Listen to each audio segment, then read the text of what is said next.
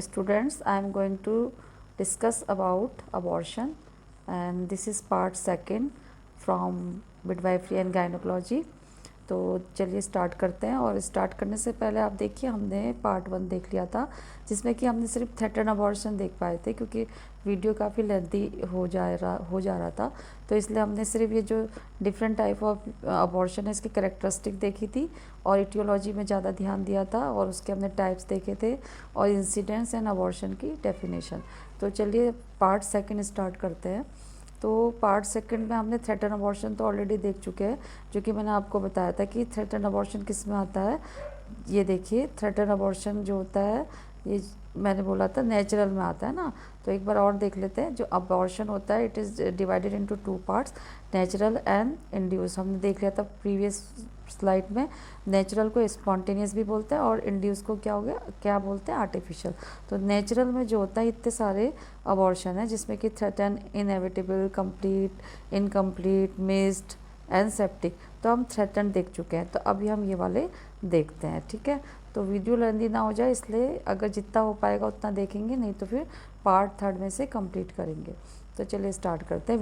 Video लेंदी होने से मतलब है, नहीं तो इसकी क्वालिटी ख़राब हो जाती है, इसलिए शॉर्ट डालेंगे तो आपको भी इंटरेस्ट आता है, नहीं तो लेंदी वीडियो तो आप भी नहीं देखते हैं ना। तो चलिए स्टार्ट करते हैं। तो इनएविटेबल देखेंगे हम सबसे पहले। जो सेकंड टाइप है स्पॉन्टेनियस का, inevitable abortion. It is the clinical type of abortion where the changes have progressed to state from where continuation of pregnancy is impossible. Okay, तो क्या होता है कि ये जो होता है क्लिनिकल टाइप अबॉर्शन होता है, जहाँ पर कि जो चेंजेज होते हैं वो प्रोग्रेस हो जाते हैं। जब मतलब जो अबॉर्शन के चेंजेज मीन, जैसे कि ये ऑस ओपन होने रहा, आप देख पा रहे हो, और ऑस ओपन हो गया, ब्लीडिंग कंटिन्यू हो रही है। तो जब ये जो ये प्रोग्रेस होने लगता है, काफ़ी चेंजेज आने लगते हैं, तो इसको कंटिन्यूएशन में क्या करना हो जाता है, मुश्किल हो जाता है। इस प्रेगनेंसी को कंटिन्यू करना मुश्किल हो जाता है, यानी कि अबॉर्ट होने के चांसेस ज़्यादा हो जाते हैं, कहने का मतलब, अगर इसको पता ना चले टाइम से, ठीक है ना। तो ये है। और फिर इसके बाद हम देखेंगे कि जो इनएविटेबल अबॉर्शन होता है, इसी को कंटिन्यू करते हैं क्लिनिकल फीचर्स इसके।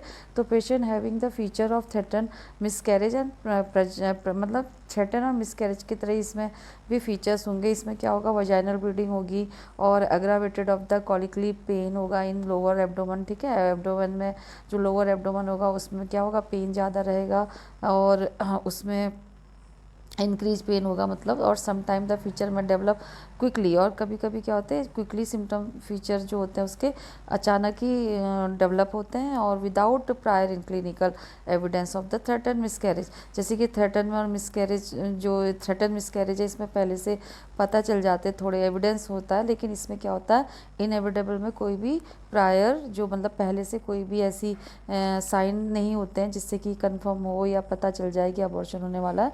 तो कभी कभी ये क्या होता है, सडनली होता है, कहने का मतलब।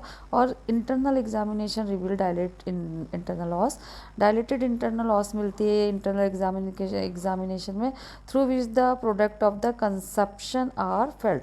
जहाँ से क्या हो सकता है, कंसेप्शन जो होता है, जो प्रोडक्ट होता है, यानी कि जो फीटस होता है, यानी कि जो फीटस पार्ट होते हैं, वो मतलब प्रोडक्ट जो होता है, वो जो कंसेप्शन प्रोडक्ट है वो क्या हो सकता है, फील होता है, जो कि क्या होता है, इंटरनल लॉस ओपन हो जाती है, कहने का मतलब।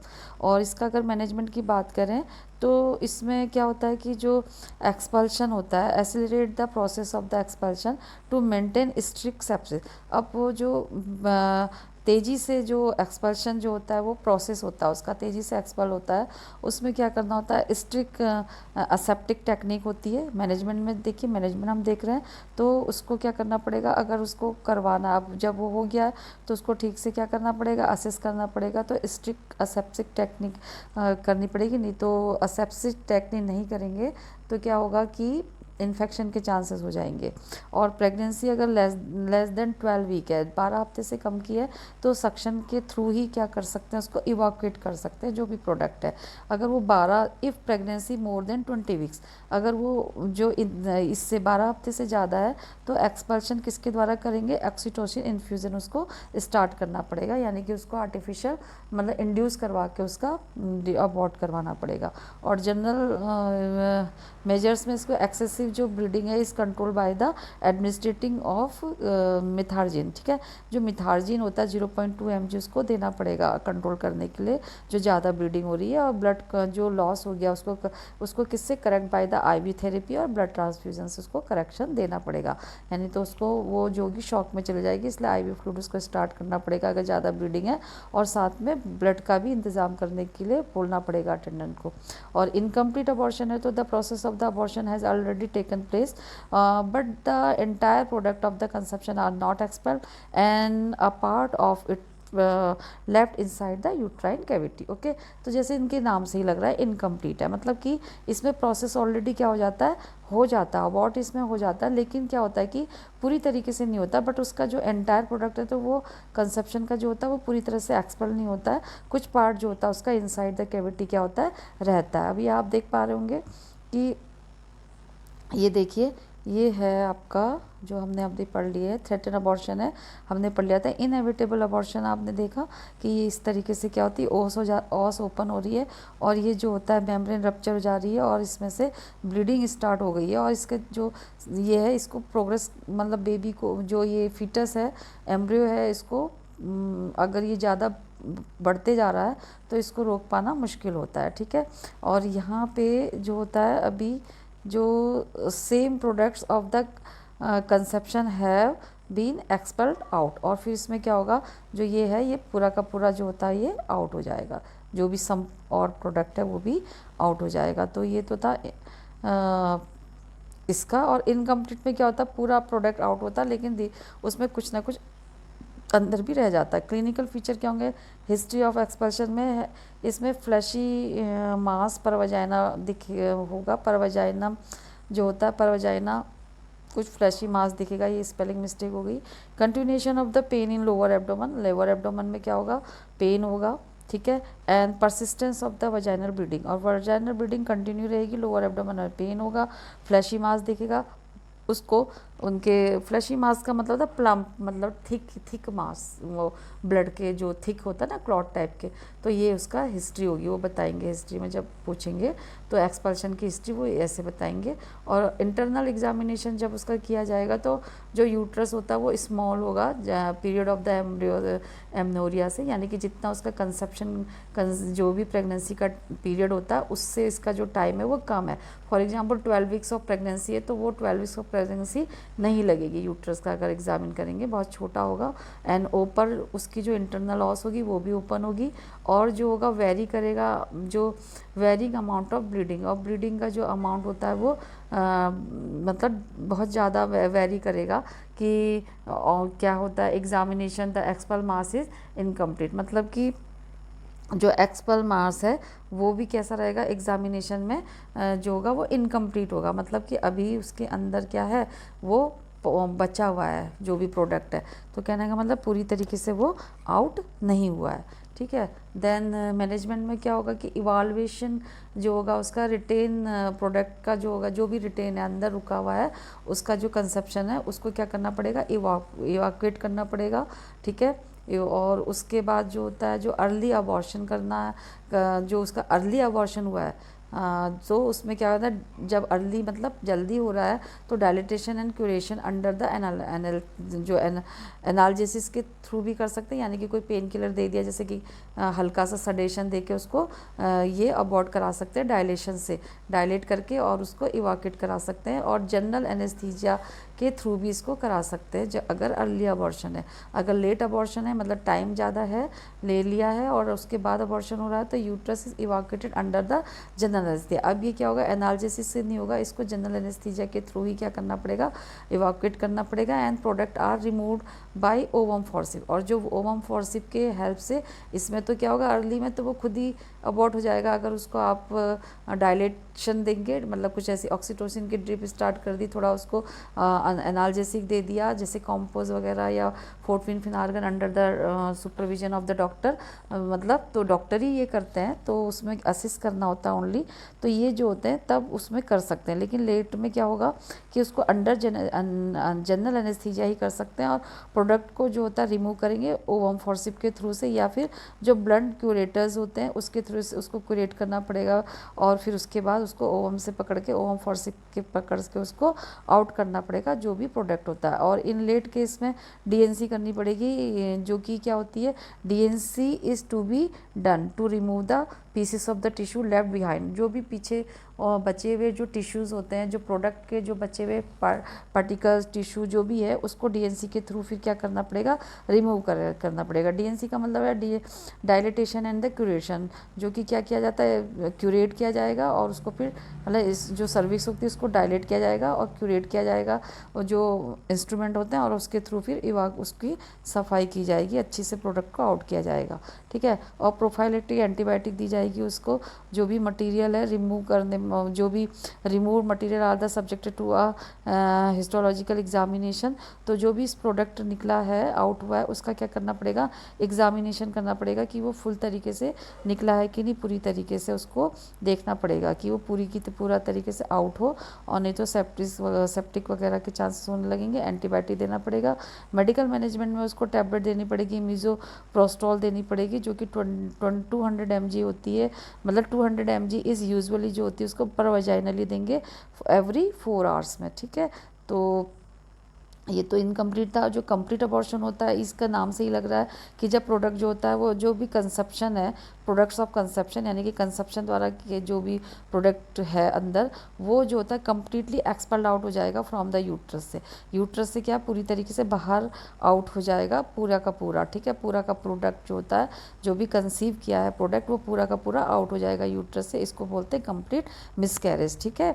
और ये जो इसके क्लिनिकल फीचर्स देखेंगे तो इसमें क्या होगा, there is a history of the expression of fleshy mass. इसमें भी क्या होगा, फ्लैशी मास होगा हिस्ट्री में। फ्लैशी मास का मतलब मैंने बताया आपको कि प्लम्प एंड थिक, मतलब कि क्लॉटेड टाइप का ना, ढेर सारा जो क्लॉट एक साथ हो जाता है प्लम्प टाइप का, तो उसको बोलते हैं फ्लैशी मास पर वजाइना, फॉलो बाय जो होता है सब्सिडेंस ऑफ एब्डोमिनल पेन होगा उसको, इसके साथ मतलब एक तो फ्लैशी मास दिखेगा, एब्डोमिनल पेन होगा, वजाइनल ब्लीडिंग होगी, बिकम ट्रेस और एब्सेंट।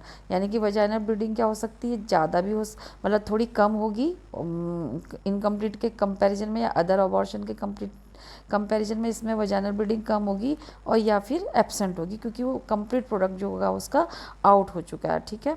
और उसके अलावा क्या होगा कि इसमें इंटरनल एग्जामिनेशन करने पे यूट्रस जो होता है वो स्मॉल फील होगा then the period of the amenorrhoea, यानी कि जो भी उसका टाइम पीरियड है प्रेगनेंसी का, उससे यूट्रस बहुत कम होगा, फील होगा, छोटा होगा। और अगर उसका सर्वाइकल ऑज का एग्जामिन देखें तो सर्वाइवल ऑज, जो सर्वाइकल ऑज होती है वो क्लोज होगी, ब्लीडिंग जो होती है उसको कम होगी, और transvaginal sonography confirm that uterus is empty, ठीक है। ट्रांस वजाइनल सोनोग्राफी जो होती है वो होती है थ्रू द वजाइना, मतलब सोनोग्राफी थ्रू द वजाइना, ठीक है। इट्स ऑल्सो कॉल्ड एंड्रोवजाइनल यूएसजी, ठीक है। इसको एंड्रोवजाइनल यूएसजी भी कहते हैं, जो कि वजाइना के थ्रू की जाती है। तो इसमें पता चल जाएगा, ठीक है, जो इसमें की जाती है, जिससे कंफर्म हो जाएगा यूट्रस क्या है, बिल्कुल एम्प्टी है। देन मिस्ड अबॉर्शन में क्या होगा कि द फीटस इज डेड। इसमें तो पता ही है कि फीटस मिस्ड हो गया ना, मतलब पता ही नहीं चला मदर को, और मिस्ड अबॉर्शन हो गया, कहने का मतलब कि फिर फीटस है वो डेड हो गया अंदर, और रिटेन है, मतलब अंदर ही है पर डेड है, और passively inside the uterus for a variable period, ठीक है। और क्या होता है कि जो यूट्रस है वो एक टाइम के लिए अंदर, मतलब सॉरी, यूट्रस के अंदर जो ये मतलब फीटस है जो डेड है, वो कुछ टाइम के लिए अंदर रहता है, रह सकता है कहने का मतलब, और वो लेकिन डेड है, ठीक है। और ये जो डायग्नोज किया जाएगा, जो मदर को तो पता नहीं है वो इस तरीके का अबॉर्शन हो गया करके, या फीटस डेड है करके, तो वो क्या अब हो जाएगा, लेकिन ना, तो ये क्या होगा कि क्योंकि फीटस तो डेड हो गया, और it is diagnose when there is a foetus with a crown ड्रम length of 5 mm without a foetal heart, sorry. तो इसमें क्या होगा कि जो बेबी है, मतलब जो फीटस है, वो किसके थ्रू डायग्नोज किया जाएगा कि डेड हो गया करके? एक तो उसमें हार्ट साउंड नहीं होगी, फीटल हार्ट साउंड बिल्कुल नहीं होगी। जब तक आप उसको अगर ड्रॉपलर की हेल्प से भी अगर उसको साउंड को सुनेंगे तो वो आपको फील नहीं होगी, ठीक है। Even then help by the Doppler. और जो क्राउन रम्प लेंथ है, उसका मतलब होता है कि क्राउन रम्प लेंथ का मतलब क्या होता है कि measurement of the length of the human embryo और foetus, okay, from top of the head to the bottom of the buttocks. यानी कि क्राउन मतलब होता है हेड, तो वहाँ से लेके बटक्स, जो बॉटम ऑफ द बटक्स होता, वहाँ तक की जो उसकी अगर लेंथ की जाए तो वो जो होती है उसी को बोलते हैं क्राउन ऑफ लैम्प। तो उसकी मेजरमेंट करना कि कितना उसकी है, और उसकी लेंथ जो होती है 5 mm तक होती है। तो और उसमें 5 mm तक लेंथ आ रही है और विदाउट फीटल हार्ट साउंड, तो इसका मतलब क्या है, वो डेड है। तो ये किससे पता चलेगा? ये उससे पता चलेगा जो कि अल्ट्रासाउंड के थ्रू पता चलेगा, ठीक है। और मिस अबॉर्शन के अगर क्लिनिकल फीचर्स की बात करें तो the patient usually present with feature of threaten miscarriage, ठीक है, थ्रेटन मिसकैरेज की तरह होंगे, follow by the subsistence of the pregnancy symptom. Pregnancy के सिम्टम्स को फील हो रहे थे, और यूट्रस बिकम स्मॉल हो जाएगा साइज़ में उसका। और जो प्रेगनेंसी के सिम्टम्स हैं वो अब कैसे नहीं होंगे, क्योंकि उसका जो बेबी था वो तो क्या हो गया, वो एक्सपायर हो, मतलब अंदर जो है बेबी तो है नहीं, फीटस जो एम्ब्रियो है वो क्या हो गया, फीटस जो कि बेबी है वो एक्सपायर हो गया। और यूट्रस जो होता है उसका स्मॉल होगा, सर्विक्स जो होगी उसकी काफ़ी फर्म फील होगी, यानी कि सॉफ्ट होगी और क्लोज होगा इंटरनल ऑस उसका, ठीक है। मतलब प्रेगनेंसी की तरह ही सिम्टम हो रहे हैं। और उसमें non audibly to foetal heart sound, और जो फीटल हार्ट साउंड होगी वो ऑडिबल नहीं रहेगी, ठीक है, क्योंकि फीटस तो डेड है। इवन विद ड्रॉपलर अल्ट्रासाउंड, अगर आप ड्रॉपलर अल्ट्रासाउंड से भी उसको साउंड को फील करेंगे तो वो पता नहीं चलेगी। और immunological test of pregnancy become negative, अगर उसका इम्यूनोलॉजिकल जो भी टेस्ट किया जाएगा प्रेगनेंसी का तो वो क्या होगा, वो होगा नेगेटिव।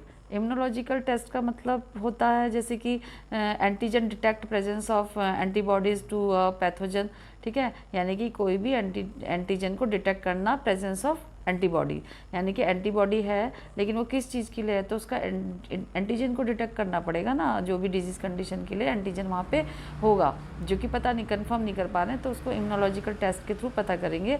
और एन एंटीबॉडी टू डिटेक्ट, और क्या होता है इसी का just opposite, antibody to detect the presence of an antigen. कोई एंटीजन अंदर है तो उसका एंटीबॉडी को क्या करना, डिटेक्ट करना ऑफ, ठीक है। एंटीजन मतलब आप antibody to detect the presence of the antigen of the pathogen in the specimen, जो भी स्पेसिमेन है, जो भी उसमें पैथोजन किस चीज़ का एंटीजन है, उसको एंटीबॉडीज़ के प्रेजेंस में एंटीजन को प्रेजेंट मतलब फाइंड आउट करना, और एंटीजन की प्रेजेंस में एंटीबॉडी को फाइंड आउट करना। तो जो भी दोनों में से चीज़ मिल रही है उसके अपोजिट दूसरी चीज़ को फाइंड आउट करना, ये होता है इम्यूनोलॉजिकल टेस्ट। तो वो कैसा रहेगा, नेगेटिव रहेगा, यानी कि कुछ भी नहीं मिल रहा है, ठीक है। फिर उसके बाद retaining the product for long time can lead to sepsis, अगर ये रिटेन रहेगा प्रोडक्ट बहुत टाइम तक तो वो तो होता ही है, क्योंकि वो फॉरेन बॉडी हो जाएगा एक तरीके से, तो वहाँ पे सेप्सिस कॉज होगा। और DIC का मतलब हो गया dissemination of the dissemination intravascular coagulation, ठीक है। डिसेमिनेशन का मतलब क्या हुआ कि ये इसका मतलब है, DIC का मतलब क्या हो गया, डिसेमिनेटेड इंट्रावस्कुलर कोगुलेशन से ही समझ में आ रहा कि ये क्या होती है, a condition affecting the blood ability to clot और स्टॉप ब्लीडिंग, यानी कि ये एक ऐसी कंडीशन जो कि क्या करती है, ब्लड को अफेक्ट करती है और उसमें ऐसी एबिलिटी को क्रिएट करेगी कि वो जो होगा वो क्लॉट करने का एबिलिटी उसके अंदर आएगी, जिससे कि ब्लीडिंग क्या होगी, स्टॉप होगी, ठीक है। तो DIC में क्या होता है कि जो DIC होगा इसमें क्या होता है कि ये ब्लड को क्या करना, मतलब एबनॉर्मल ब्लड वेसल्स के अंदर जो होता है abnormal clump of thickness, thick blood उसमें फॉर्म हो जाता है। यानी कि जो हमारी ब्लड वेसल्स होती है उसके इनसाइड में क्या होगा कि जो ब्लड होता है वो ज़्यादा थिक हो जाएगा, मतलब क्लॉट क्लम्प टाइप, मतलब गुच्छे में एक क्लम्प, जैसे मैंने बोला था ना कि थिक जो होता है वो उसके उसमें वो क्लॉट हो जाएगा। और डीआईटी में जब ये जो डीआईसी होगा इसमें जब ब्लड वेसल्स के अंदर जो होता है थिक ब्लड के एबनॉर्मल जो गुच्छे के रूप में जो होता है वो बन जाता है, कहने का मतलब, और उसको वहाँ पे क्लॉट फॉर्मेशन हो जाता है। तो जब ये क्लॉट हो रहा होता है और इतना ज़्यादा क्लम्प में हो रहा होता है तो क्या होता है कि जो abnormal clot blood clotting factor का यूज़ कर रहा होता है, क्योंकि वहाँ पे एबनॉर्मल तरीके से क्लॉट हो रहा, तो वो क्या कर रहा है जो क्लॉटिंग फैक्टर है उसका यूज़ कर रहा है, क्योंकि वहाँ पे ज़्यादा ब्लड क्लॉट हो रहा तो ज़्यादा क्लॉटिंग फैक्टर यूज़ हो रहा है, जिससे कि अदर प्लेसेस में क्या हो रहा है मैसिव ब्लीडिंग हो रही है, यानी कि ज़्यादा ब्लीडिंग हो सकती है। तो इसके जो ये होता है ये किस कंडीशन में होता है, इन्फ्लामेशन, इन्फेक्शन और कैंसर जैसी कंडीशन में ये होता है। तो ये इसका एक कॉम्प्लिकेशन है कि डीआईसी हो सकता है उसको, सेप्सिस हो सकता है उसको, और वेरी रेयर इन जो जेस्टेशन एक्सीडिंग 16 वीक, तो ये बहुत कम होता है कि जो उसका जो जेस्टेशन पीरियड होता है वो एक्सीड करे 16 वीक तक, ठीक है ना। और मैनेजमेंट में अगर देखें तो uterus is less than 12 week, अगर वो 12 वीक से कम का जो यूट्रस फील हो रहा है तो उसमें क्या करेंगे, प्रोस्टाग्लैंडलिन जो होती है E1 यानी कि मीजोप्रोस्टोल कोई का ही ये एक टाइप है, तो वही है मतलब, तो इसको 800 mg जो होती है इसको गिवन दिया जाता है बाय द मतलब थ्रू दी वजाइना, और रिपीट किया जाएगा आफ्टर 24 आवर्स, यानी कि 24 आवर्स में फिर से इसको रिपीट किया जाएगा 800 मीजोप्रोस्टोल, ठीक है, जो कि इस नाम से मिलेगी। और expulsion usually occur with in 48 hours, और जो एक्सपल्शन होता है वो इसको देने के 24 घंटे में जब इसको देंगे तो 48 आवर्स के अंदर जो होता है एक्सपल्शन हो जाएगा, ठीक है, होता है। और सक्शन इवाक्यूएशन ये तो इसके थ्रू किया जा रहा, और दूसरा जब ये 12 वीक से कम होता है, ठीक है, और जब 12 वीक से कम है तो उसको सक्शन इवाक्यूएट भी कर सकते हैं, तो सक्शन के थ्रू उसको क्या किया जाएगा, इवाक्यूएट कर दिया जाएगा, जो कि मेडिकल जबकि कोई सारे मेडिकल मैनेजमेंट फेल हो जाते हैं, जैसे कि मीजोप्रोस्टोल उसको पर वजाइनल अगर इंसर्ट की तब भी नहीं हुआ प्रोग्रेस तो फिर वो इवाक्यूएट कर लिया जाएगा, ठीक है। और अबॉर्शन अगर ये जो यूट्रस मोर देन 12 वीक है, मतलब 12 हफ्ते से ज़्यादा है, तो 16 और 12 आवर्स मीजोप्रोस्टोल टैबलेट गिवन वजाइनली, तो पर वजाइनली उसको 16 मतलब 6 आवरली या फिर 12 आवरली मीजोप्रोस्टोल क्या की जाएगी, दी जाएगी। और इफ़ दिस फेल, अगर ये फेल हो जाता है तो एक्स्ट्रा एमनियोटिक इंस्टलेशन ऑफ जो इथाक्रेडाइन लैक्टेट किया जाएगा, इसमें यूज़ किया जाएगा, ठीक है, वो उसके अंदर इंसलेट किया जाएगा, जो कि एक तरीके से ये भी काम करेगा, उसको हेल्प करेगा और अबॉर्शन में। और एंटीबायोटिक दी जाती है उसको ताकि इन्फेक्शन से प्रिवेंट हो, ठीक है। और सेप्टिक अबॉर्शन में क्या होगा, any abortion associated with the clinical evidence of the infection and uterus, मतलब यूट्रस एंड इट्स कंटेंट, तो ये जो कोई भी अबॉर्शन जो होता है वो इसके अंदर आएगा जब भी कोई यूट्रस के अंदर जो भी प्रोडक्ट है, ये जो कि उसने कंडक्ट किया है, कंसीव किया है, तो ये प्रोडक्ट जो होता है वो किसी भी इन्फेक्शन के थ्रू क्या हो जाएगा, जब इन्फेक्टेड हो जाएगा, तो ये एविडेंस ऑफ द इन्फेक्शन होता है यूट्रस का और उसके कंटेंट का, ठीक है। तो ये जो होता है ये कोई भी क्लिनिकल एविडेंसेस में के मतलब इस अबॉर्शन में देखा जाता है, clinical abortion type of evidence होते हैं। और मोस्ट कॉमन कॉज उसमें होता है कि attempt and induce abortion by an untrained person, तो ये कब होगा सेप्टिक अबॉर्शन, जबकि क्या किया जाता है, induce abortion and untrained person without the use of aseptic technique, जब कोई अनट्रेन्ड पर्सन से इसको हैंडल कराया जाता है, अबॉर्ट कराया जाता है, जो कि क्या कर रहा है कि असेप्टिक टेक्निक को यूज़ करते हैं, तो वो उस समय फिर ये चांसेस होने के चांसेस मतलब बढ़ जाते हैं सेप्टिक होने के, ठीक है।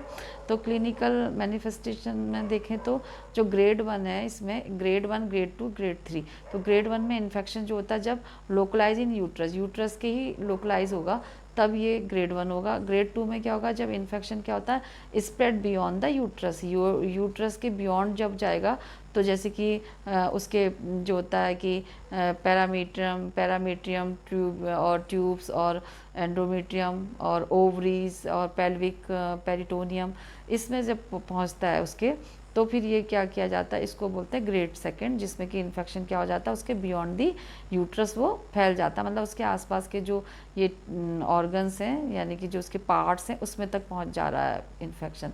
और ग्रेड 3 में क्या होता है, जनरलाइज पेरिटोनाइटिस, इसमें जो होता है पेरिटोनाइटिस और एंडोटॉक्सिक शॉक और जॉइंडिस और अक्यूट रीनल फेलियर इसमें होने के चांसेस है, क्योंकि ये पेरिटोनाइटिस इसमें कॉज हो जाएगी और आगे बढ़ जाएगा। और इसमें ग्रेड 1 इज़ द कॉमन, इन सभी में जो होता है ये जो ग्रेड 1 वाला होता है जो लोकलाइज द यूट्रस मतलब यूट्राइन कैविटी में ही रहता है, वो ज़्यादा इसमें कॉमन होता है and usually associated with spontaneous abortion, ये ज़्यादातर स्पॉन्टेनियस अबॉर्शन में देखा जाता है। तो ग्रेड 1 है जो कि अभी हम पढ़ रहे हैं, ठीक है। देन सेप्टिक अबॉर्शन कंटिन्यू करते हैं, क्लिनिकल इसके फीचर्स। तो फीवर होगा नेचुरली, ये जब सेप्टिक है तो फीवर तो होना ही है और पेन भी होगा उसको, वॉमिटिंग और डायरिया होगा, ठीक है। और पल्स रेट उसकी क्या हो जाएगी 100 से 120 डिग्री पर मिनट मतलब इंक्रीज हो रही है, और मोर इससे भी ज़्यादा हो सकती है, मोर इज़ और is a significant finding then the even pyrexia, ठीक है, फाइंडिंग होगी मतलब पायरेक्सिया हो भी उसको होगा और उसकी पल्स रेट भी ज़्यादा होगी, इंडिकेट स्प्रेड और इन्फेक्शन बियॉन्ड द यूट्रस, और यूट्रस इंडिकेशन होगा कि यूट्रस के बियॉन्ड भी इन्फेक्शन पहुंच रहा है। और एग्जामिन अगर उसका एग्जामिन करेंगे तो एब्डोमेन जो होता है वो टेंडर और जो उसकी रिजिडिटी होगी और गार्डनिंग होगी, मतलब कि वो हार्ड रहेगा, थोड़ा टेंडर रहेगा। और जो इंटरनल एग्जामिनेशन किया जाए तो जो ऑब्सेसिव प्रूलेंट वजाइनल डिस्चार्ज, यानी कि पेन तो हो ही रहा, उसके संग संग उसको प्रूलेंट वजाइनल डिस्चार्ज होगा और उसका जो यूट्रस होगा वो टेंडर होगा, ठीक है, विदाउट जो कि पेटुलस ऑस और soft cervix with open internal ऑस, ठीक है। देन अगर इसके इन्वेस्टिगेशन की बात करें तो CBC, serum urea, creatinine, electrolyte ये सब कराने होंगे जो कि, और हाई वजाइनल स्वाब लेना होगा, ठीक है। वजाइनल स्वाब भी लेंगे तो हाई मतलब बहुत अंदर तरीके से थोड़ा सा इंटरनली लेना पड़ेगा अंदर से।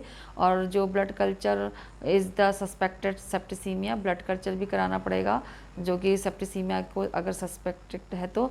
और pelvic USG to detect the retain product of the conception, pelvic USG में जो होगा कराना होगा जिससे कि जो भी रिटेन प्रोडक्ट है अंदर वो दिख जाएंगे, पता चल जाएगा। और एक्सरे एब्डोमेन कराना पड़ेगा, अगर बावल इंजरी है तो वो भी पता करने के लिए। और एक्सरे चेस्ट कराना पड़ेगा कि if there is difficulty in respiration, अगर रेस्पिरेशन में डिफ़िकल्टी हो रही है तो एक्सरे चेस्ट भी कराना पड़ेगा। कॉम्प्लिकेशन में क्या होगा, इमीडिएट कॉम्प्लिकेशन होगा, इसमें हेमरेज होगा, शॉक होगा, शॉक जो मतलब हेमरेज तो होना ही है, उसके अलावा इंजरी होगी। इंजरी में क्या होगा, इंजरी जो होगी मे टू यूट्रस और उसके आसपास के जो स्ट्रक्चर हैं उसमें भी इंजरी होने के चांसेस हैं। और स्प्रेड हो सकता है इन्फेक्शन जो कि जनरलाइज पेरिटोनाइटिस होगी, ज़्यादा फैल जाएगा और जनरलाइज पेरिटोनाइटिस हो जाएगी। Endotoxic shock mostly due to E coli, और ये जो इन्फेक्शन होता है ज़्यादातर एंडोटॉक्सिक भी हो सकता है जिससे कि जो शॉक होगा वो शॉक में भी जा सकता है, और ज़्यादातर ये ई कोलाई के वजह से होगा, ज़्यादा कॉज किया जाता है। और डीआईसी जो मैंने आगे ही बताया आपको, ब्लड क्लॉटिंग जो डिसऑर्डर हो जाता है, अक्यूट रीनल फेलियर होगा उसमें, और थ्रोम्बोफ्लेबाइटिस होगी, ठीक है। और जब ये वाली कॉज होगा तो इसके अंदर रीनल फेलियर भी हो सकता है क्योंकि ब्लड ठीक से वहाँ पे पहुँच नहीं पा रहा है फिल्टर होने के लिए, तो रीनल फेलियर हो सकता है। थ्रोम्बोफ्लेबाइटिस होती है यानी कि जो लोअर एक्सट्रीमिटीज़ होती है वहाँ पे ब्लड का क्लॉट हो जाएगा तो ब्लड आगे नहीं पहुँच पाएगा तो थ्रोम्बोफ्लेबाइटिस हो जाएगी, ठीक है ना। तो ये सब चीज़ें होती है। अगर जनरलाइज पेरिटोनाइटिस होगी तो एंडोटॉक्सिक हो सकता है, शॉक हो जाएगा उसको क्योंकि एंडोटॉक्सिक अंदर के जो वो है उसमें टॉक्सिक हो रहा है तो शॉक हो जाएगा, ठीक है। और all these lead to increase maternal death, और ये सभी जो होते हैं ये मैटरनल डेथ को इंक्रीज करते हैं यानी कि उसको लीड करते हैं, इंक्रीज करते हैं, कॉजेज बढ़ाते हैं उसके डेथ के। और जो मैनेजमेंट होता है माइल्ड होता है और सीवियर होता है। माइल्ड में अगर माइल्ड केसेस हैं तो उसमें ब्रॉड स्पेक्ट्रम एंटीबायोटिक्स दी जाएगी जो कि मतलब स्टार्टेड कॉम्बिनेशन ऑफ द, इसके कॉम्बिनेशन होंगे एम्पिसिलिन, जेंटामाइसिन और मेट्रोनिडाजोल्स, ये स्टार्ट किया जाएगा। यूट्रस को इवाक्यूएट किया जाएगा। सीवियर केसेस में जो होता है विगोरस और आईवी फ्लूइड उसको स्टार्ट किया जाएगा विद द क्रिस्टलॉइड, और ऑक्सीजन उसको देनी पड़ेगी बाय द नेजल कैथेटर, ठीक है ना। यूट्रस उसका इवोकेट कर देना पड़ेगा कि इन 4 to 6 आवर ऑफ जो भी कमेंसिंग थेरेपी है वो देनी पड़ेगी उसको। तो thank you guys for watching this video and do like share comment and subscribe this channel. और इसके नोट्स बना लीजिए अपनी मिडवाइफरी की नोटबुक में, और इसको वीडियो के थ्रू समझ लीजिए। जो भी टफ वर्ड आ रहे हैं उसको नेट से सर्च करके उसकी मीनिंग को आप लिखिए, तो आपको और ज़्यादा अच्छी से समझ में आएगा। तो चलिए जो भी कुछ बचे हुए हैं टाइप्स वो हम थर्ड वाले पार्ट में देखेंगे। अदर वीडियो काफ़ी लेंदी होता जा रहा है, तो चलिए एंड करते हैं। और इसको सब्सक्राइब कर लीजिए और बेल आइकन ज़रूर प्रेस कर लीजिएगा, जिससे कि जो भी मैं इसमें वीडियो अपलोड करूं उसका नोटिफिकेशन आप तक पहुंच जाए। Thank you guys.